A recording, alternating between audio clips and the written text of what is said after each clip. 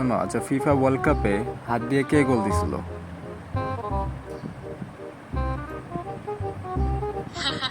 এটা তো আমাদের ফুটবলের জাদুকর ডিয়েগো ম্যারাডোনা।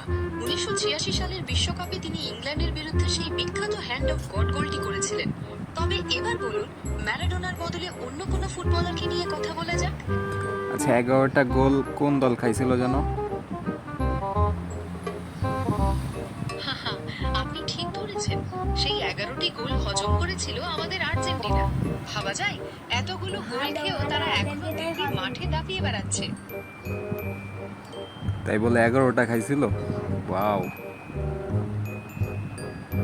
হুম, একদম ঠিক শুনেছেন। একবারে গ্যালন গ্যালন গোল খেয়ে তারা এক নতুন রেকর্ড করে ফেলেছে। হয়তো ভেবেছিল বেশি বেশি গোল খেলে হয়তো পয়েন্ট টেবিলের উল্টো দিক থেকে প্রথম হওয়া যাবে। আপনার কি মনে হয় এই হইতে পারে, রেকর্ড? হ্যাঁ হ্যাঁ, ঠিক, তুমি ঠিক ধরছো। একেবারে